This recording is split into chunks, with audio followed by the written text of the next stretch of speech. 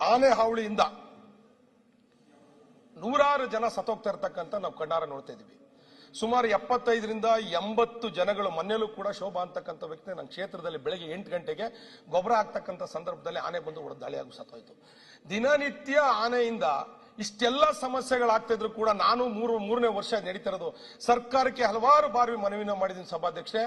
ದಯವಿಟ್ಟು ಈ ಏನು ಆನೆ ಮತ್ತೆ ಮಾನವ ಸಂಘರ್ಷ ಇದೆ, ಈ ಸಂಘರ್ಷಕ್ಕೆ ಒಂದು ಇತಿಶ್ರೀ ಆಡಬೇಕು ಅಂತೇಳಿ ಮಾನ್ಯ ಮುಖ್ಯಮಂತ್ರಿಗಳು ಅರಣ್ಯ ಸಚಿವರ ಕೈಲಿ ನಾನು ಇಷ್ಟೆಲ್ಲ ಒತ್ತಾಯವನ್ನು ಮಾಡಿದ್ದೀನಿ ಸಭಾಧ್ಯಕ್ಷೆ. ಆದ್ರೆ ಇವತ್ತನಕ ಪರಿಹಾರನ 15 ಲಕ್ಷ ಇರೋದು 20 ಲಕ್ಷ ಮಾಡಿದ್ದಾರೆ ಬಿಟ್ರೆ ಸಭಾಧ್ಯಕ್ಷೆ, ಇವತ್ತನಕ ಯಾರು ಕೂಡ ಜೀವನ ಉಳಿಸ್ತಕ್ಕಂಥ ವ್ಯವಸ್ಥೆ ಸರ್ಕಾರದ ವತಿಯಿಂದ ಆಗಿಲ್ಲ. ಯಾಕಾಗ್ತಾ ಇಲ್ಲ?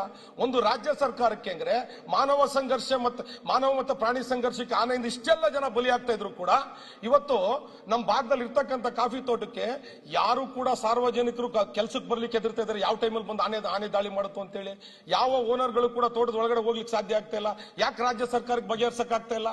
ಬೇರೆ ಬೇರೆ ದೊಡ್ಡ ಸಮಸ್ಯೆಗಳನ್ನ ಬಗೆಹರಿಸತಕ್ಕಂಥ ರಾಜ್ಯ ಸರ್ಕಾರ ಯಾಕೆ ಈ ಸಮಸ್ಯೆಗಳನ್ನ ಬಗೆಹರಿಸಕ್ ಆಗ್ತಾ ಇಲ್ಲ ಸಭಾಧ್ಯಕ್ಷೆ? ಏನ್ ಮಾಡ್ಬೇಕು ಸರ್ಕಾರ? ಅದಕ್ಕೆ ಆನೆಧಾಮ ಮಾಡ್ತಿರೋ ಮಾಡಿ ಒಟ್ಟಲ್ಲಿ ಆನೆ ಮತ್ತೆ ಮಾನವ ಸಂಘರ್ಷಕ್ಕೆ ಏನ್ ಮಾಡ್ಬೇಕು ಯೋಚನೆ ಮಾಡಿ ಜನಗಳನ್ನ ಅಲ್ಲ ಒಂದ್ ನಿಮಿಷ ಯೋಚನೆ ಮಾಡಿ ಏನ್ ಮಾಡ್ಬೋದು ಅಂತ ಸರ್ಕಾರ ಯೋಚನೆ ಮಾಡಬೇಕು. ಸರ್ಕಾರ ನಮ್ ಜೊತೆ ಕೂತ್ಕೊಂಡು ಚರ್ಚೆ ಮಾಡ್ಲಿ, ನಾವು ಸಲಹೆಗಳನ್ನ ಕೊಡ್ತೀವಿ. ಈ ನಿಟ್ಟಲ್ಲಿ ನಾನು ಹೇಳ್ತಕ್ಕಂಥದ್ದು ಮಾನವ ಮತ್ತೆ ಆನೆ ಸಂಘರ್ಷಕ್ಕೆ ಕೊನೆ ಆಡಬೇಕು. ನಮ್ಮ ಭಾಗದಲ್ಲಿ 70 ಜನ ಸತ್ತೋಗ್ತಕ್ಕಂಥದ್ದಾಗಿದೆ. ಮುಂದೆ ಈ ರೀತಿ ಆಗ್ಬಾರ್ದು. ಸರ್ಕಾರ ಇದಕ್ಕೆ ಜವಾಬ್ದಾರಿ ತಗೋಬೇಕು ಅಂತ ಹೇಳಿ ಈ ಮೂಲಕ ಒತ್ತಾಯ ಮಾಡ್ತೀನಿ ಸಭಾಧ್ಯಕ್ಷ. ಮುಗೀತು.